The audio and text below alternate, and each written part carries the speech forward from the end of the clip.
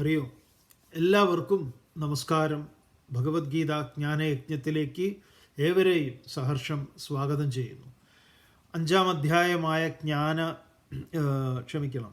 സന്യാസ യോഗത്തിൽ ഈ സന്യാസവും യോഗവും രണ്ട് മാർഗങ്ങളെക്കുറിച്ച് ഭഗവാൻ പറഞ്ഞു. മോക്ഷത്തിന് ജ്ഞാനവും കർമ്മവും, ജ്ഞാനയോഗമാകട്ടെ കർമ്മയോഗമാകട്ടെ, രണ്ടും മാർഗങ്ങൾ വ്യത്യസ്തമാണ് എന്ന് തോന്നാമെങ്കിലും അതിൻ്റെ ലക്ഷ്യം ഒന്ന് തന്നെയാണ് എന്ന് ഭഗവാൻ സംശയം കൂടാതെ അർജുനൻ്റെ ഈ ചോദ്യത്തിന് മറുപടി പറഞ്ഞു.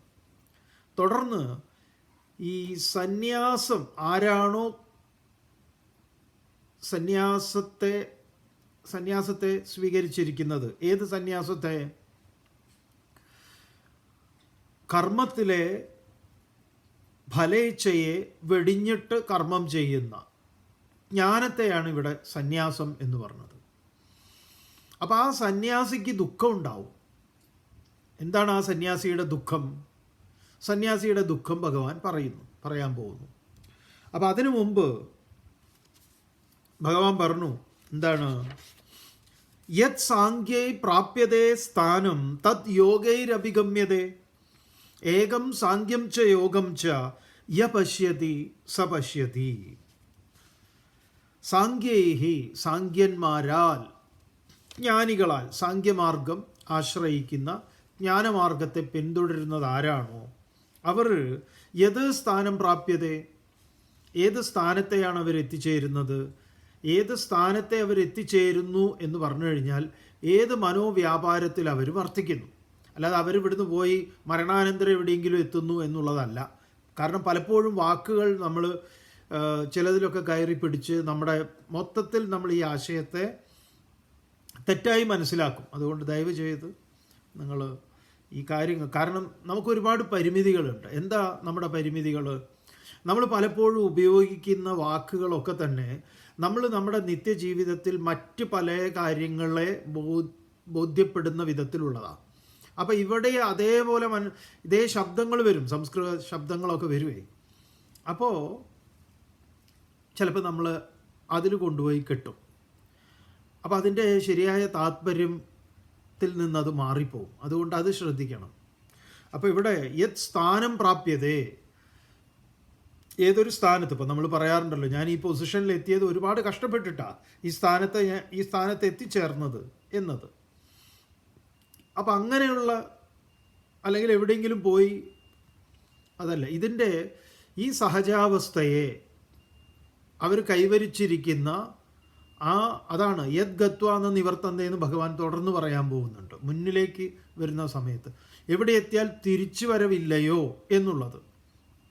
അത് പിന്നെ നമ്മുടെ ഉള്ളിൽ ഒരു അങ്ങനെ ചില പ്രതിഷ്ഠമാകുകയാണ്. നമ്മളിതിനൊരു ഉദാഹരണം പറയാറുണ്ട്. എനിക്ക് ഈ ഉദാഹരണത്തിൽ നിന്ന് ഇത് മനസ്സിലാവും. അതായത് നമുക്ക് ഒരു പരിചയവുമില്ലാത്ത ഒരു സ്ഥലത്ത് നമ്മൾ എത്തുന്നു. നമ്മൾ പറയാറുള്ള ഉദാഹരണം നമ്മുടെ തന്നെ അനുഭവത്തിലുള്ള ഒരു ഉദാഹരണമാണ്. അതായത് ആദ്യമായി നീലക്കുറിഞ്ഞി പൂത്തത് കാണണം എന്ന ആഗ്രഹത്തിൽ പോകുന്നത്. അവിടെ എത്തിയപ്പോഴോ രാത്രിയായിട്ടുണ്ട്. ഇരുട്ട് വഴികളൊക്കെ ആയിരുന്നു, വേണ്ടത്ര പ്രകാശമൊന്നുമില്ല. അങ്ങനെ ഒരു ലോഡ്ജിൽ, ഇതൊക്കെ കാണാൻ ഏറ്റവും നല്ല സ്ഥലമാണ്, അവിടുന്നും കാണാം ഒക്കെ പറഞ്ഞാൽ അങ്ങനെ ഒരു ഏർമാടം പോലെ ഒരു സ്ഥലത്താണ്. അപ്പോൾ ആ ചെല്ലുന്ന സമയത്തോ ഇരുടാണ്, അവിടെ ഒന്നും കാണാനില്ല. പക്ഷെ രാവിലെ ആയാൽ നമുക്ക് കാണാം എന്നറിയാം. പക്ഷെ അങ്ങനെ ഇരിക്കുമ്പോഴാണ് രാത്രി, നല്ല വിശപ്പും ഉണ്ടായിരുന്നു, ഭക്ഷണമൊക്കെ കഴിച്ച് ഒന്ന് പുറത്ത് വെറുതെ ഒന്ന് ജനാലയുടെ പുറത്തുനിന്ന് ഇങ്ങനെ നോക്കുമ്പോൾ ഒരു മിന്നൽ. ആ മിന്നലിൻ്റെ വെളിച്ചത്തിൽ നമ്മൾ കാണുകയാണ് അവിടെ കുറേ കെട്ടിടങ്ങളൊക്കെ ഉണ്ട് പല ഭാഗങ്ങളിലായിട്ട്. ആ ഒറ്റ മിന്നൽ പിണരിൽ കണ്ടു നീലക്കുറിഞ്ഞിയുടെ ആ ഭാഗത്ത് ഇങ്ങനെ പൂത്ത് നിൽക്കുന്നത് ഒരു ഫ്രാക്ഷൻ ഓഫ് സെക്കൻഡാണ്. നമുക്കറിയാലോ മിന്നൽ എത്ര നേരം നിൽക്കും എന്ന്. ആ മിന്നൽ പിണരിൻ്റെ വെളിച്ചത്തിൽ കണ്ടു. പിന്നീട് വരുന്നതോ കൂരിരുട്ടാണ്. പക്ഷെ ആ വെളിച്ചം നമ്മുടെ ഉള്ളിലൊരു കാഴ്ചയെ അവിടെ എന്തൊക്കെ ഉണ്ട് എന്നത് കൃത്യമായി ഉള്ളിൽ ബോധിപ്പിച്ചിട്ടുണ്ട്. പിന്നീടുള്ള ഇരുട്ടിന് അതിനെ വായിക്കാൻ സാധിക്കില്ല. അതുപോലെയാണ് ഇതവിടെ ബോധ്യപ്പെട്ട് കഴിഞ്ഞാൽ പിന്നെ എന്തുണ്ടാവുന്നില്ല, നമുക്ക് അത് മാഞ്ഞു പോവില്ല. അങ്ങനെ ഒരു ഗുണമുണ്ട്. അത് നമ്മളെ അനുഗ്രഹിക്കും. അപ്പം ആ സ്ഥാനത്തെ പ്രാപിക്കുക എന്ന് പറഞ്ഞാൽ അതാണ്. അപ്പോൾ സാങ്കേഹി യസ് സ്ഥാനം പ്രാപ്യതേ, സാങ്കന്മാരാൽ ജ്ഞാനികളാൽ ഏതൊരു സ്ഥാനം പ്രാപിക്കപ്പെടുന്നു അത് തന്നെ യോഗൈഹി അഭിഗമ്യതേ, യോഗികളാൽ ആ സ്ഥാനത്തെ അവർ പ്രാപിക്കുന്നു. അവർ കർമ്മയോഗത്തിലൂടെ ഇതേ ജ്ഞാനത്തെ തന്നെ ഈ അവസ്ഥയിൽ എത്തുന്നു. ജ്ഞാനി ഏത് അവസ്ഥയിലാണോ അതേ അവസ്ഥയിൽ. അത് കർമ്മയോഗം എന്ന് പറഞ്ഞത് നേരത്തെ പറഞ്ഞതുപോലെ കിളയ്ക്കുക എന്നുള്ളത് മാത്രമല്ല. കിളയ്ക്കൽ കർമ്മമാണ്. പക്ഷേ ഇത് ഇങ്ങനെ രാവിലെ മുതൽ രാത്രി വരെ ഇത് തന്നെ ചെയ്താൽ എന്നല്ല. കിളയ്ക്കുന്നത് എന്ന് പറഞ്ഞാൽ അതിന് സമാനമായ എന്തും, അത് മോശപ്പെട്ട ഒരു ജോലിയല്ല. സാധാരണഗതിയിൽ നമ്മൾ അങ്ങനെയാണല്ലോ പറയുക. അപ്പം കർമ്മത്തിൻ്റെ നിയമം പഠിച്ചിട്ടുള്ള കർമ്മം ചെയ്യൽ മുൻ അധ്യായത്തിൽ പറഞ്ഞിട്ടുള്ളതാ. കർമ്മം എങ്ങനെയാണ് യോഗമാകുന്നത് എന്ന്. യോഗൈഹി അഭിഗമ്യതേ സാങ്ക്യം ച യോഗം ച. ഈ സാങ്ക്യത്തെയും യോഗത്തെയും ആരാണോ ഏകം യഹ പശ്യതി, ഇതിനെ ഒന്നായിട്ട് ആരാണ് കാണുന്നത്? രണ്ടല്ല, ഇതൊന്നാണെന്ന് ആര് കാണുന്നു? സ പശ്യതി, അവനാണ് കാര്യങ്ങളെ കാണുന്നത്, അവനാണ് ഗ്രഹിക്കുന്നത് എന്ന് പറയാം. ഇത് രണ്ടും രണ്ടല്ല, ഒന്നാണെന്ന്. അല്ലാത്തത് ഭഗവാൻ മുമ്പ് പറഞ്ഞു, ബാലാഹ അവിപശ്ചിത പ്രവദന്തി, അജ്ഞാനികൾ കുട്ടികൾ പറയുന്നതാണ് ഇത് രണ്ടും രണ്ടാണെന്ന്. ഇനി ആ സന്യാസത്തിൻ്റെ കഷ്ടത എന്താണ്? അതിന് ഭഗവാൻ പറയുന്നു സന്യാസിയുടെ കഷ്ടത. അപ്പം സന്യാസിയുടെ കഷ്ടത എന്ന് പറഞ്ഞു കഴിഞ്ഞാൽ ഈ കാവ്യെടുത്ത ആളുടെ കഷ്ടത എന്നാണോ? അല്ല, ഗീതയുടെ വെളിച്ചത്തിൽ അതല്ല. ന്യസിക്കൽ എന്തുകൊണ്ട് ന്യാസം ബുദ്ധിമുട്ടാകുന്നു, അതാണ്. അതിനെയാണ് ഇവിടെ പറയുന്നത്. ഭഗവാൻ പറയുന്നു 5-ാം അധ്യായത്തിൽ 6-ാമത്തെ ശ്ലോകത്തിൽ, സന്യാസസ്തു മഹാബാഹോ ദുഃഖമാപ്തുമയോഗദഃ യോഗയുക്തോ മുനിർബ്രഹ്മ നചിരേണാധിഗച്ഛതി.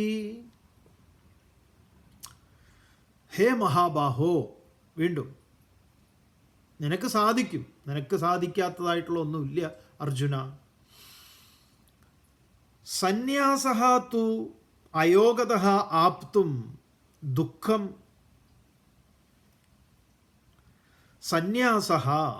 സന്യാസമാകട്ടെ. എന്താണ് ഈ സന്യാസം? ത്യജിക്കുക എന്നതാകട്ടെ. അയോഗതഃ, ഇവിടെ അയോഗം എന്ന് പറഞ്ഞാൽ ഈ സംസ്കൃതത്തിൽ പലപ്പോഴും നമ്മൾ ചിലയിടത്തേക്കൊക്കെ ചില കാര്യങ്ങളൊക്കെ ചേർത്ത് വയ്ക്കുമ്പോൾ അതിൽ വിപരീതാർത്ഥങ്ങളും അർത്ഥത്തിൽ നിന്ന് തികച്ചും മാറിപ്പോകുന്നതും ഒക്കെ ഉണ്ടാവും. ഇവിടെ ശബ്ദം കേൾക്കുന്ന മാത്രയിൽ അയോഗതഃ എന്ന് പറയുമ്പം എന്താ നമുക്ക് തോന്നുക? യോഗ്യത ഇല്ലാത്തവർ എന്നൊക്കെയാണ്. പക്ഷേ ഇത് സംസ്കൃതത്തിലൊരു എന്താണ്, പല പ്രത്യയങ്ങളുണ്ട്. പ്രത്യയങ്ങൾക്ക് പല ലക്ഷ്യങ്ങളും പല അർത്ഥങ്ങളും ഉണ്ട്. അപ്പോൾ ഇത് ഏത് പ്രത്യയമാണെന്ന് ചോദിച്ചു കഴിഞ്ഞാൽ തസിൽ പ്രത്യയം എന്ന് പറയും. ഈ തസിൽ പ്രത്യയത്തിന് എന്താണ്? ആവണം, പ്രാപണം, അത് പ്രാപിക്കുക, ആപിക്കുക എന്നതാണ്. പ്രാപിക്കുക എന്നുള്ളതാണ്. അപ്പോൾ സന്യാസഃ തു അയോഗതഃ, സന്യാസമാകട്ടെ യോഗത്തിൽ നിന്നല്ലാതെ ആപ്തും, പ്രാപിക്കാൻ, ദുഃഖം, അത് പ്രയാസമാണ്. അപ്പം യോഗത്തിൽ നിന്നല്ലാതെ സന്യാസം പ്രാപിക്കുക എന്നുള്ളത് ദുഃഖകരമായിട്ടുള്ളതാണ്. അപ്പം എന്താണ്? ത്യജിക്കുക എന്നത് തന്നെയാണ് സന്യാസം.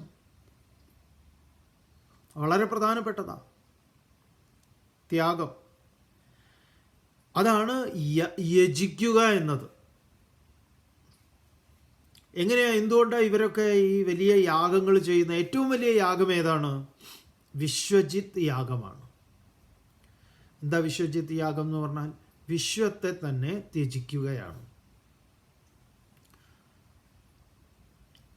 അതിനെന്ത് വേണം? വിശ്വത്തെ ജയിക്കണം. നല്ല രസമാണ്. അതായത് ഇതം ന മമ, ഇത് എൻ്റേതല്ല എന്ന് പറയണം. ഇത് പറയാനാണ്, ഈ വലിയ തത്വം പഠിപ്പിക്കാനാണ് ശ്രീമദ് ഭാഗവതത്തിൽ വാമനൻ മഹാബലിയുടെ മുന്നിൽ വരുന്നത്. എന്താ വാസ്തവത്തിൽ അവിടെ കഥ? മഹാബലി വളരെ കേമനായിട്ടുള്ള രാജാവാണ്, പ്രജാതത്പരനാണ്. പ്രജകളുടെ ഇംഗിതങ്ങൾക്ക് അനുസരിച്ച് അവരുടെ ക്ഷേമത്തിന് വേണ്ടുന്ന എല്ലാ കാര്യങ്ങളും ചെയ്യുന്നതിൽ വ്യാപൃതനാണ്, തർക്കമില്ല. പക്ഷേ മൂപ്പര് ഈ പരീക്ഷ മുഴുവൻ പാസ്സായോ? അതായത് ഒരു മനുഷ്യനിൽ അപൂർണതയുടെ ഒരു അംശം നിലനിൽക്കുന്നുവെങ്കിൽ അത് ചൂണ്ടിക്കാണിച്ചു തരിക എന്നത് ധർമ്മശാസ്ത്രത്തിൻ്റെ ഉദ്ദേശമാണ്. അത് മനസ്സിലാക്കണം. അല്ലാതെ നമ്മൾ ഈ മഹാബലിക്ക് അസോസിയേഷൻ ഉണ്ടാക്കിയതുകൊണ്ട് കാര്യമില്ല. ഒന്ന് പറയട്ടെ, കേരളത്തിൽ നമ്മൾ ആചരിക്കുന്ന തിരുവോണവുമായി ശ്രീമദ് ഭാഗവതം പറയുന്ന മഹാബലിയുടെ കഥയ്ക്ക് വലിയ ബന്ധമൊന്നുമില്ല. നമ്മളത് ഉണ്ടാക്കിയെടുത്തതാ. അങ്ങനെ ഒരു കഥയായിരുന്നു എങ്കിൽ, ശ്രീമദ് ഭാഗവതം ഉദ്ദേശിക്കുന്ന കഥയായിരുന്നു എങ്കിൽ, അത് ഇന്ത്യ രാജ്യം മുഴുവൻ ആ പേരിൽ അത് ആഘോഷിക്കപ്പെടണം. ശ്രീകൃഷ്ണ ജയന്തി പോലെ, രാമനവമി പോലെ, ശിവരാത്രി പോലെ, ദുർഗാഷ്ടമി പോലെയൊക്കെ ഇന്ത്യ രാജ്യം മുഴുവൻ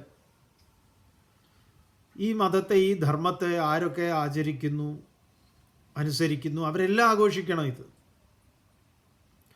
കേരളത്തിൻ്റെ മാത്രമാണ്. അത് കൊടുങ്ങല്ലൂർ കുഞ്ഞിക്കുട്ടൻ തമ്പുരാൻ്റെ ഒരു ഓണം കവിതയുണ്ട്. അതിൽ തിരുവോണത്തിൻ്റെ മാഹാത്മ്യം പറയുന്നുണ്ട്. ഇതിന് സമാനമായ മറ്റൊരു ചരിത്രമുണ്ട്. അത് മാവേലിയുടെ ഒരു ചരിത്രം. അത് വേറെ. അപ്പം ഇതെന്താണ് കഥ? ഇനി ഈ കഥയാണ് നിങ്ങൾ ഇതിലൂടെ മനസ്സിലാക്കാൻ, തിരുവോണമായിട്ട് മനസ്സിലാക്കാൻ ശ്രമിക്കുന്നതെങ്കിലോ നല്ലതുമാണ്, കുഴപ്പമൊന്നുമില്ല. അപ്പം ആര് വലിയവൻ ആര് ചെറിയവൻ എന്നുള്ള ചോദ്യമൊന്നുമില്ല. രണ്ടുപേരും, മഹാബലിയാണെങ്കിലും വാമനനാണെങ്കിലും രണ്ടുപേരും വലിയവരാ. അല്ല ഇതൊരു അടിച്ചമർത്തലിൻ്റെ, ചവിട്ടിത്താഴ്ത്തലിൻ്റെ ആണല്ലോ. ആരെ ചവിട്ടിയത്? ഈ കാര്യം അറിയാതെ നമ്മളിങ്ങനെ ഓരോന്നൊക്കെ പറയും. ചിലർക്ക് ചിലരെ ചവിട്ടാനൊരവസരം, ചിലർ അങ്ങനെയല്ല, ഞങ്ങൾ വാമന ഫാൻസ് അസോസിയേഷനാണ് എന്ന് പറഞ്ഞ് വേറെ വാമന ഫാൻസ് അസോസിയേഷൻ മഹാബലിയെ തെറി പറയുക, മഹാബലിയ ഫാൻസ് അസോസിയേഷൻ വാമനന് തെറി പറയുക. ഇതൊക്കെയാണ് ഈ അടുത്ത കാലത്ത് ഓണാഘോഷമായിട്ട് ബന്ധപ്പെട്ട് കേരളത്തിൽ കേൾക്കുന്നത്. ഈ രണ്ട് കൂട്ടരും ഈ പറഞ്ഞ പോലെ ആരോ ആനയെ കണ്ട പോലെയാണ്.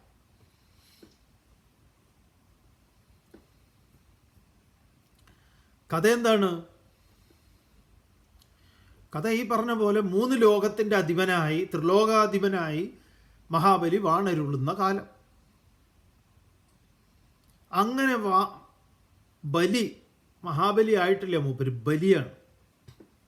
ബലി ചക്രവർത്തിയാണ്, രാജാവല്ല, ചക്രവർത്തി. മൂപ്പരുടെ അധീനതയിൽ വരാത്ത ആരുമില്ല. സ്വർഗവും നരകവും എല്ലാം മൂപ്പരുടെ അണ്ടറിലാണ്. ദേവന്മാരൊക്കെ കീഴ്പ്പെട്ട് നിൽക്കുന്ന കാലം. അപ്പോഴാണ് മൂപ്പരൊരു യാഗം ചെയ്യുന്നത്. എന്താ യാഗം? ഇതാണ്, വിശ്വജിത്താണ്. വിശ്വത്തെ ജയിക്കാനുള്ളതാണ്. അപ്പോൾ അതൊരു എക്സാമാണ്. എക്സാമിൽ ടഫ് ക്വസ്റ്റ്യൻ ഉണ്ടാവും. കുട്ടിയെ പരീക്ഷയിൽ പാസ്സാക്കുക എന്നുള്ളതല്ല എക്സാം നടത്തുന്ന ആളുടെ ഉദ്ദേശം. അവനെ നന്നായി പരീക്ഷിക്കൽ തന്നെയാണ്. ഇപ്പോൾ CA ഒക്കെ അങ്ങോട്ട് പാസ്സായി വരാൻ എന്ന് പറഞ്ഞു കഴിഞ്ഞാൽ ഗുണനപ്പട്ടിക മാത്രം പഠിച്ചാൽ CA കാരനാവുമോ, CA കാരിയാവുമോ? ഇല്ല. തോറ്റ് തോറ്റ് തോറ്റ് തോറ്റ് തോറ്റ് തോറ്റ് തോറ്റ് തോറ്റ് തോറ്റ് ഒരു പരുവത്തിലാവും. ചിലപ്പോൾ ആദ്യം തന്നെ രക്ഷപ്പെടുന്നവരൊക്കെ, രക്ഷപ്പെടില്ല അവരുടെ കഴിവ് കൊണ്ട്, ജയിച്ച് രക്ഷപ്പെടുന്നവരുണ്ടാവും. അത് വേറെ.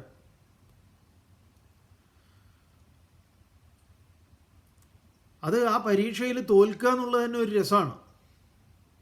വീണ്ടും എഴുതുക, അത്ര ടഫാണ്. ഇവിടെ CA അല്ല വിഷയം എന്നുള്ളത് കൊണ്ട് എന്തായാലും ഇങ്ങനെ ഒരു പരീക്ഷയാണ്. പരീക്ഷയിൽ മൂപ്പര് ഇതേപോലെ മൂപ്പരുടെ ടീച്ചറുണ്ട്, ട്യൂഷൻ ടീച്ചറൊക്കെ ഉണ്ട്, വിന്ധ്യാവലി, വേറെ കുറച്ച് ആചാര്യന്മാരൊക്കെ ഉണ്ട്. യാഗം ചെയ്യുമ്പോഴാണ് എക്സാമിനർ വേഷപ്രച്ഛന്നനായിട്ട് എക്സാം ഹാളിനകത്തേക്ക് പ്രവേശിക്കുന്നത്. അപ്പോൾ ഈ യാഗത്തിന് ദീക്ഷ വരിച്ചിരിക്കുകയാണ് ബലി. ഈ വരുന്ന ആളെ കണ്ടപ്പോൾ, ചെറിയ പയ്യനാ, കണ്ടപ്പോൾ തന്നെ അങ്ങനത്തെ തേജസ്സോടുകൂടിയ ബാലൻ എന്നാണ് പറയുന്നത്. ചെറിയൊരു പയ്യൻ, പാവം, എന്തിനോ വരികയാണ്. എന്തായാലും വരട്ടെ എന്നുള്ള മട്ടിൽ മൂപ്പരും ഇരുന്നു. വന്നു നമസ്കാരമൊക്കെ പറഞ്ഞു, സ്വീകരിച്ചു. ബലിയുടെ ചരിത്രം പറഞ്ഞു. കേമനാണ് അങ്ങയുടെ ആൾക്കാരും അങ്ങ് ചെയ്യുന്ന കാര്യങ്ങളെക്കുറിച്ചൊക്കെ നല്ല പ്രശംസ നടത്തി. ഈ പ്രശംസയൊക്കെ കേട്ടപ്പോൾ മൂപ്പർക്ക് നല്ല ബോധ്യം വന്നു, സന്തോഷമായി. പറയൂ, വരവിൻ്റെ ഉദ്ദേശം എന്താണ് ഞാൻ തരേണ്ടത് എന്നായി. ഇല്ല, അങ്ങനെയൊന്നുമില്ല, ഞാനൊരു ബ്രഹ്മചാരിയാണ്. അപ്പം എനിക്ക് ഒരു ഓരത്ത് എവിടെയെങ്കിലും ഒന്ന് ഇരിക്കാൻ ഒരു 3 സ്ക്വയർ ഫീറ്റ്, അധികമൊന്നും വേണ്ട.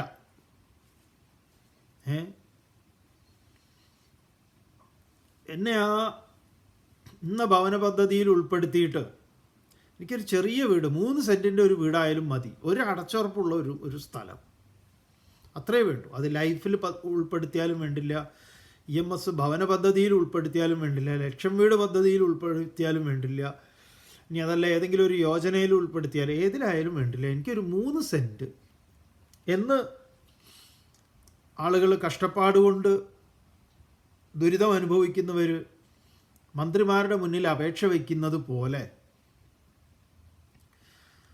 വാമനനൊരു അപേക്ഷ വെച്ചു.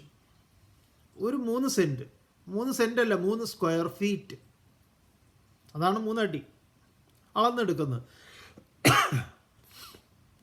അപ്പം ഇങ്ങനെയൊരു ചക്രവർത്തിയുടെ മുന്നിൽ അവസരം കിട്ടിയിട്ട് 3 സ്ക്വയർ ഫീറ്റൊക്കെ മേടിക്കുന്ന ഒരുത്തൻ, ഇത് ഈ വരവും ഇത് ചോദിക്കലും ഒക്കെ കണ്ടപ്പോഴേ ഗുരുവിന് സംഭവം പിടികിട്ടി. ഇതിലെന്തോ ഒരു ഉടായിപ്പുണ്ടല്ലോ എന്ന്. എന്തായാലും ബലിയല്ലേ തീരുമാനിക്കേണ്ടത്. ബലി പറഞ്ഞു, ഇതെന്തൊരു യാചനയാണ്, ചോദിക്കലാണ്. ഞാൻ ഇതിൻ്റെ മൊത്തം ചക്രവർത്തിയാണ്, അതുകൊണ്ട് 3 സാമ്രാജ്യങ്ങൾ ചോദിക്കൂ. അളവില്ലാത്ത ഭൂമി ചോദിക്കൂ, അതെല്ലാം തരാൻ ഞാൻ പര്യാപ്തനാണ്, ഞാൻ ഇതിൻ്റെ ഉടമയാണ്. അവിടെയാണ് ബലിയുടെ പ്രശ്നം. എന്താ ബലിയുടെ പ്രശ്നം?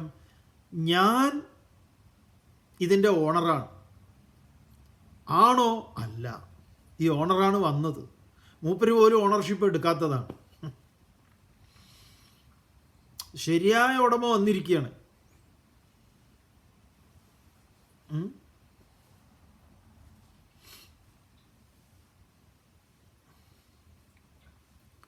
ശരിയായ ഉടമ വന്നിരിക്കുക. ലുലു മാളിൽ നിങ്ങൾ പോയി. അപ്പോൾ അവിടുത്തെ മാനേജർ പറയാണ്, ഈ നിങ്ങൾ പോയത് നിങ്ങൾ യൂസഫ് അലി വേഷം മാറിപ്പോയതാ ലുലു മാളിൽ.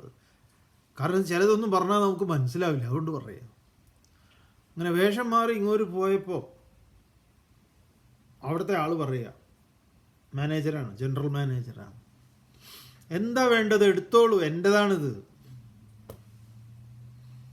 അല്ല, എനിക്ക് ഒരു ഒരു ഒരു കുപ്പി വെള്ളം മതി കുടിക്കാൻ. എന്തെന്ന് ഒരു എത്ര വേണമെങ്കിലും എടുത്തോളൂ എന്ന് പറഞ്ഞാൽ എങ്ങനെ ഉണ്ടാവും? ഞാനല്ലേ പറയണത്. ഒരു മൊത്തം ഇതിൻ്റെ ആള് അപ്പം ഈ ഭുവനത്തിൻ്റെ മുഴുവൻ ഉടമയാണ്. മൂപ്പര് വന്നപ്പോൾ ഇങ്ങനെ പറഞ്ഞാൽ എങ്ങനെ ഉണ്ടാവും? അങ്ങനെയാണോ ബലി പറയേണ്ടത്?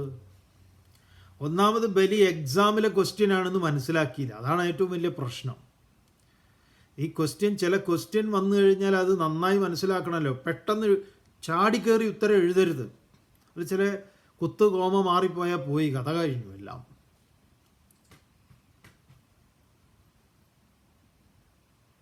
അപ്പം ഇദ്ദേഹത്തിന് വേണമെങ്കിൽ വാമനെ പരാജയപ്പെടുത്താം ബലിക്ക്, അങ്ങനെ എക്സാം ജയിക്കാം. എങ്ങനെയാണെങ്കിൽ, അയ്യോ അങ്ങ് 3 അടി എന്നോട് ചോദിക്കുമ്പോൾ എനിക്ക് അത് അങ്ങേക്ക് തരാൻ സാധ്യമല്ല, കാരണം ഞാൻ ഇതിൻ്റെ ഉടമയല്ല. അങ്ങയിലേക്ക് ഉടമസ്ഥത, ഇതാണ് ഈ ദാനത്തിൻ്റെ രഹസ്യം. അതാണ് ഈ ദാനം എന്ന് പറഞ്ഞാൽ എന്താ?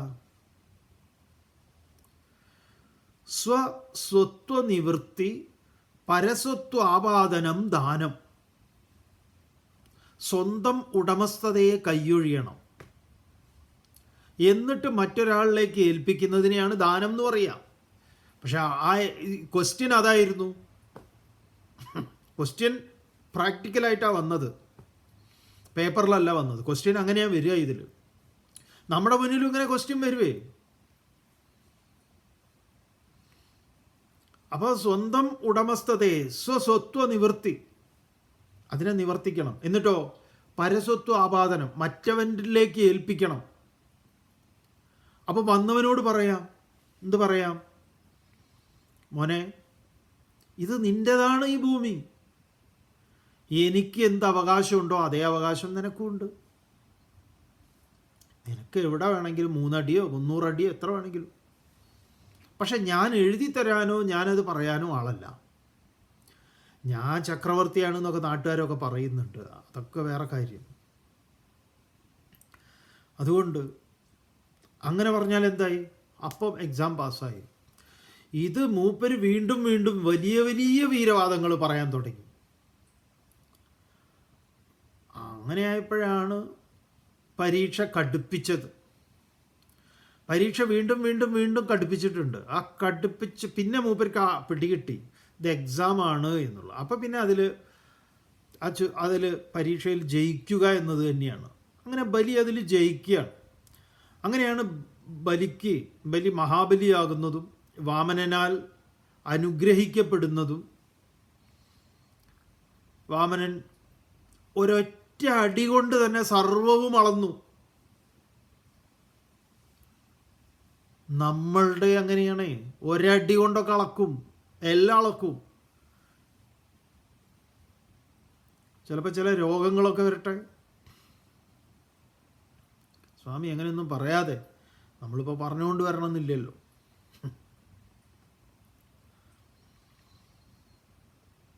നമ്മുടെ സമ്പാദ്യം മുഴുവൻ അത് ഹനിക്കും. അപ്പോഴാണ് പണ്ട് ടീച്ചർ ഇംഗ്ലീഷ് കോപ്പി എഴുതാൻ പഠിപ്പിച്ചത് ഓർമ്മ വരിക, ഹെൽത്ത് ഈസ് വെൽത്ത് എന്ന്. നമ്മുടെ മുഴുവൻ വെൽത്ത് കൊണ്ടുപോകും ഹെൽത്ത്. ആശുപത്രി ബില്ല് കിടപ്പാടം വിറ്റിട്ട് വേണ്ടി വരും കൊടുക്കാൻ, മരുന്ന് മേടിക്കാനൊക്കെ, പിന്നെ യാചിക്കുക തന്നെ.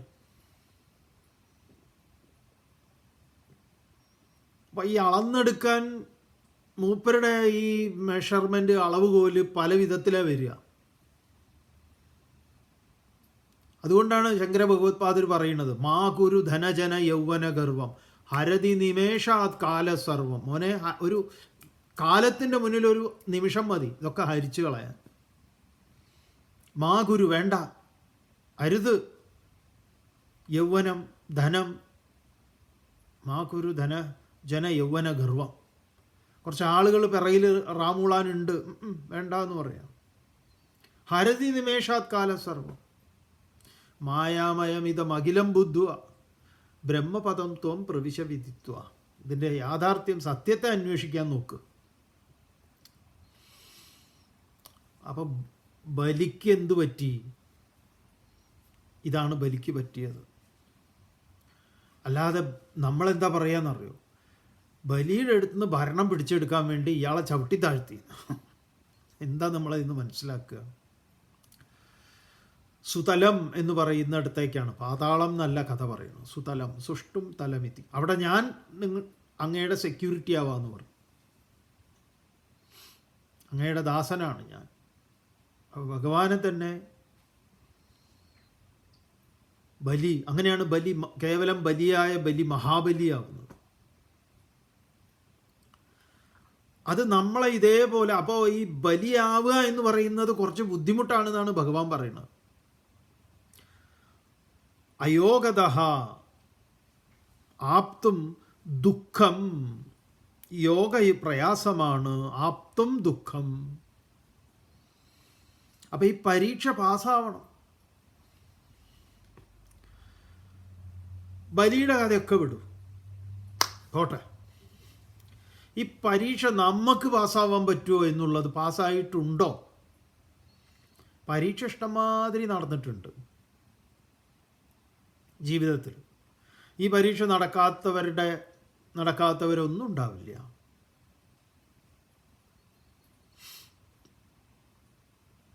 നിങ്ങളോട് നിങ്ങളുടെ വീട്ടിൽ വർഷങ്ങളായി ജോലി ചെയ്യുന്ന ജോലിക്കാരി, കൊച്ചമ്മേ എന്നൊക്കെ പറഞ്ഞ് നിങ്ങളെ കൂടെ നിൽക്കുന്ന പാവം, ഇപ്പോഴങ്ങനെയൊക്കെ കുറവാണ്, എന്നാലും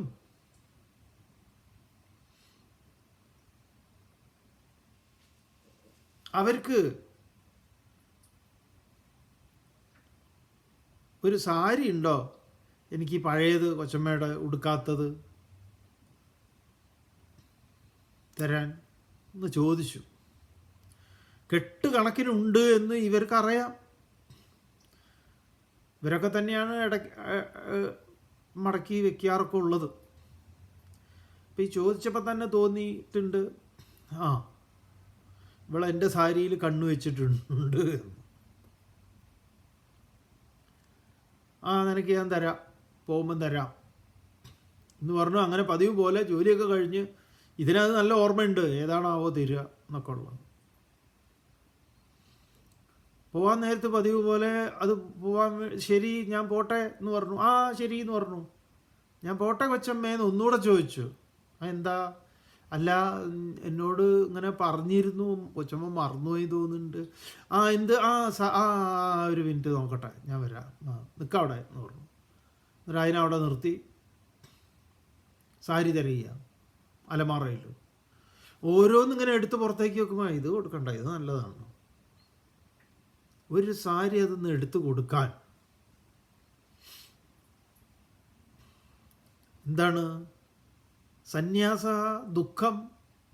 ഇതാണ് സന്യാസത്തിൻ്റെ ദുഃഖം. കൊടുക്കാൻ മടിയാണ്.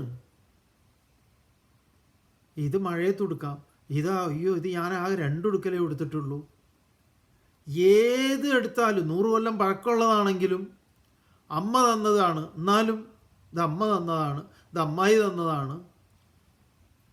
എന്നിട്ട് പിന്നെ അതിനൊരു 50 രൂപ കൊടുത്തിട്ട് പറയാം, ഞാൻ പത്രത്തിൽ കണ്ടു രാമചന്ദ്രൻസിൽ നല്ല സാരി കിട്ടും, നീ പോയി മേടിച്ചോ അവിടുത്തെ നിന്ന്. അങ്ങനെയുണ്ട്.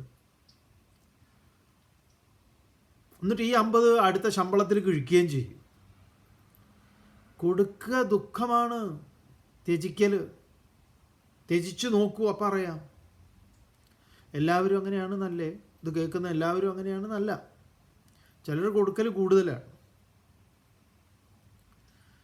ഈ കൊടുക്കലിൻ്റെ മഹത്വം പഠിപ്പിച്ചതിനെക്കുറിച്ച് വിനോബാജി അമ്മയിൽ നിന്ന് പഠിച്ചതിനെക്കുറിച്ച് പറയാറുണ്ട്. ഇതേപോലെ സാരി വന്ന് ചോദിച്ചപ്പോൾ വിനോബാജിയോടാണ് പറഞ്ഞത്, മോനെ അമ്മയുടെ ആ മഞ്ഞ സാരി എടുത്തു കൊടുക്കാൻ. അപ്പോൾ മൂപ്പർക്കാണെങ്കിൽ ഈ മഞ്ഞ സാരി എടുത്ത് അമ്മയെ കാണുന്നതൊക്കെ വലിയ ഇഷ്ടമാണ്, ഇഷ്ടപ്പെട്ടതുമാണത്. അപ്പോൾ അതിന് പകരം ഒരു കീറിയ വേറൊരു സാരി ഉണ്ടായിരുന്നു, അതെടുത്ത് കൊണ്ട് കൊടുത്തു. അപ്പോൾ അമ്മ നോക്കിയിട്ട് ചോദിച്ചു, ഞാൻ ഏതാ നിന്നോട് പറഞ്ഞത്? അപ്പോൾ വേഗം ഇതായിട്ട് വേഗം പോയി തിരിച്ചു കൊണ്ടുപോയിട്ട് ആ മഞ്ഞ, അത് നല്ല സാരിയാണ്, അത് കൊടുത്തു. പിന്നെ ഈ കുട്ടിയായിരിക്കുകയാണേ, വിനോബാജി വലുതാവുമ്പോഴാണ് ഇത് പറയുന്നത്. അപ്പോൾ അമ്മ അപ്പോഴൊന്നും പറയില്ലേ. നമ്മളാണെങ്കിൽ എടാ കഴുത, നിന്നോട് ഞാൻ ഏതാണോടാ പറഞ്ഞത്? കുട്ടി നല്ലത് എടുത്തുകൊണ്ട് കൊടുക്കുമ്പോഴായിരിക്കും പറയുന്നത്. ഇത് ആ കീറിയതാണ് ഇവർ പറയുന്നത്. അപ്പോൾ അവൻ നേരെ തിരിച്ചാണ് ചെയ്യുന്നത്.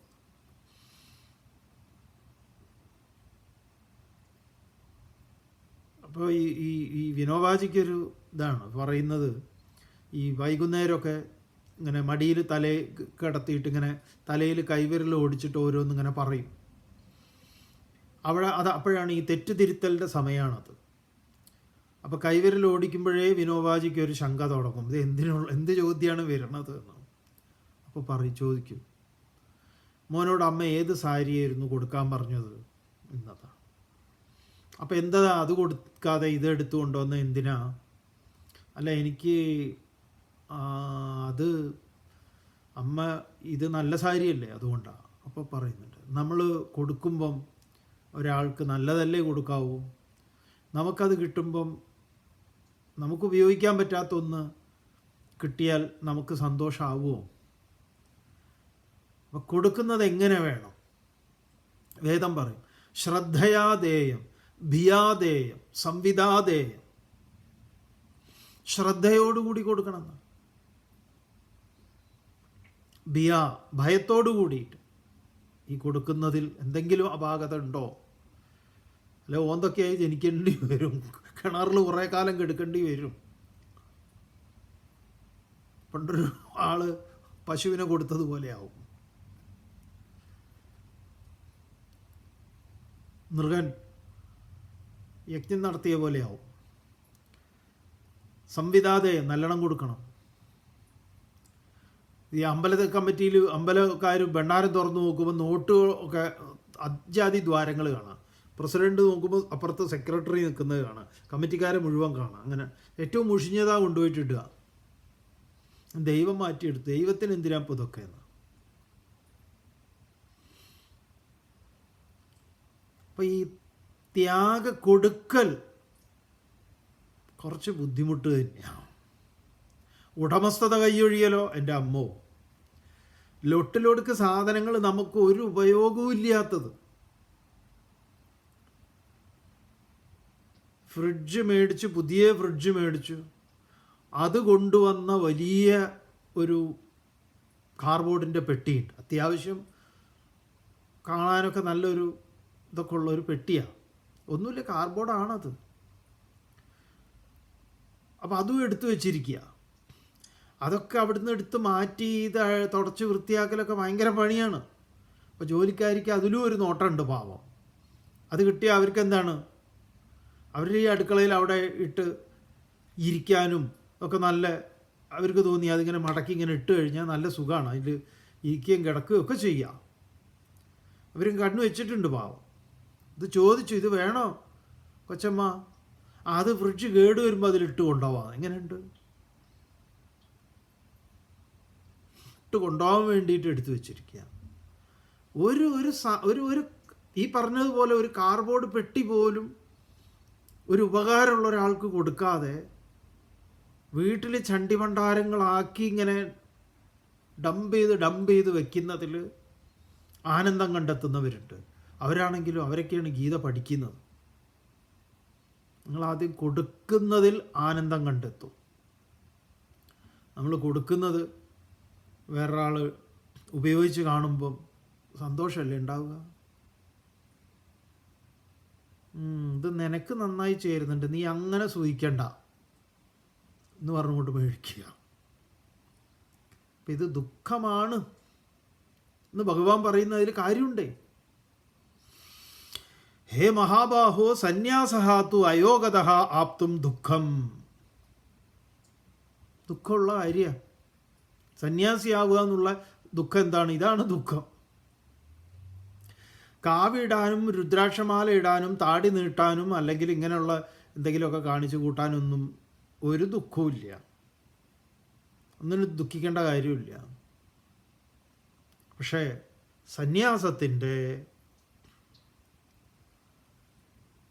സന്യാസഭാവത്തെ, ഗീത പറയുന്ന സന്യാസത്തെ സ്വീകരിക്കുക എന്നത്, അതിലെ ദുഃഖം എന്നത് ഇതാണ്.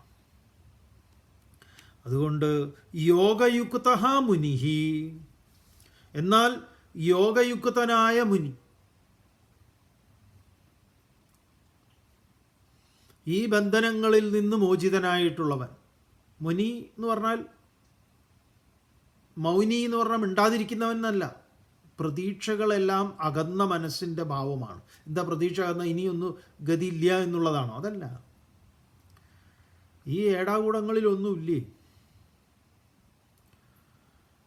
അങ്ങനെ സ്വസ്ഥചിത്തനായിട്ടുള്ളവൻ മുനി. മുനിയൊക്കെ ഇനിയും ആവർത്തിച്ച് ഇതിൽ പറയാൻ പോകുന്നുണ്ട്.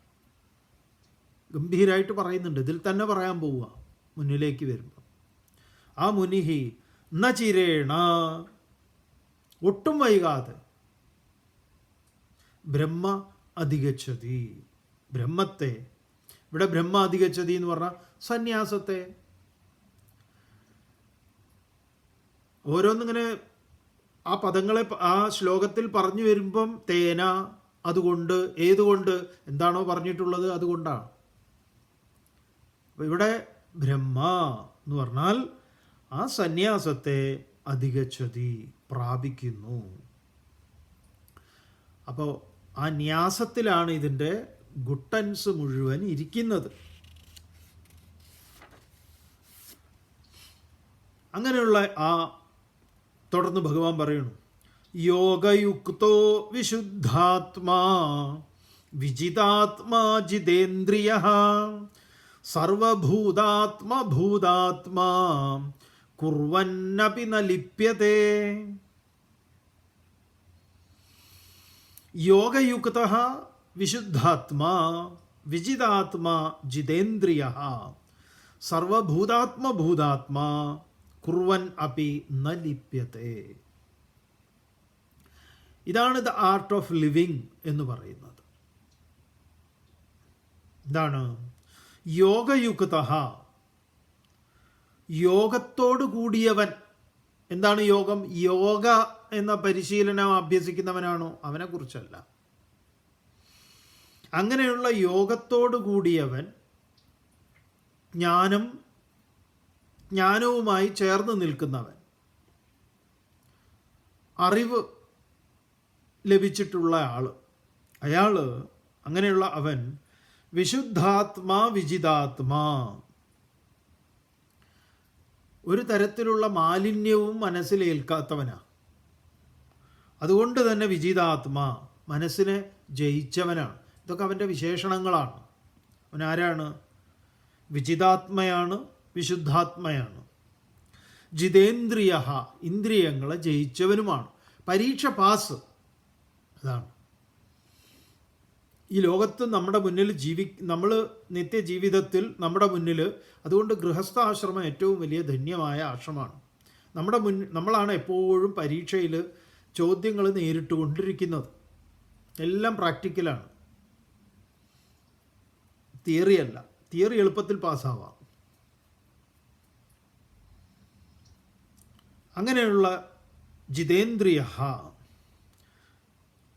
എല്ലാവിധത്തിലുള്ള ഇന്ദ്രിയങ്ങളെയും ജയിച്ച അവൻ സർവഭൂതാത്മാ, സർവഭൂതങ്ങളുടെയും ആത്മാവായി തീർന്ന ആത്മാവായിട്ടുള്ളവൻ എന്ന് പറഞ്ഞാൽ സമദർശി, സമം ഹി ബ്രഹ്മ, സർവത്ര സമദർശനം ഉള്ള അവൻ കുർവൻ അഭി, കർമ്മം ചെയ്യുന്നവനാണ്.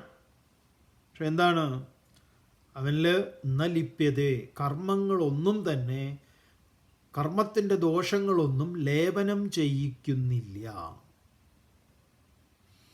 രാമകൃഷ്ണദേവൻ പറയുന്ന എണ്ണ പുരട്ടി ചക്ക മുറിക്കുന്നവൻ, അവനിൽ എന്തില്ല? അതിൻ്റെ അരക്ക് മുളഞ്ഞി എന്ന് പറയുന്ന സാധനം ഒട്ടില്ല. ഉപനിഷത്ത് പറയും ന കർമ്മ ലിപ്യതേ നരേ, അവനിൽ കർമ്മം ലേപനം ചെയ്യിക്കുന്നില്ല. തുടർന്ന് ഇയാളുടെ ഒരു അവസ്ഥയെ ഭഗവാൻ ചിത്രീകരിക്കുന്നത് അതിമനോഹരമാണ്. ഈ ഗീതാഭാഗങ്ങളൊക്കെ കേൾക്കുമ്പോൾ നമ്മുടെ ഈ ഒരുപാട് സംശയങ്ങൾ, ഈ സമൂഹത്തിലുള്ള അന്ധവിശ്വാസങ്ങളും അനാചാരങ്ങൾക്കും ഒക്കെ അറുതി ഉണ്ടാക്കുന്നതാണ് വരാൻ പോകുന്ന ശ്ലോകം. അത് നമുക്ക് നാളെ കാണാം. ഓം പൂർണ്ണമതഃ പൂർണ്ണമിദം പൂർണ്ണാത് പൂർണ്ണമുദച്യതേ പൂർണ്ണസ്യ പൂർണ്ണമാദായ പൂർണ്ണമേവാവശിഷ്യതേ. ഓം ശാന്തി ശാന്തി ശാന്തി.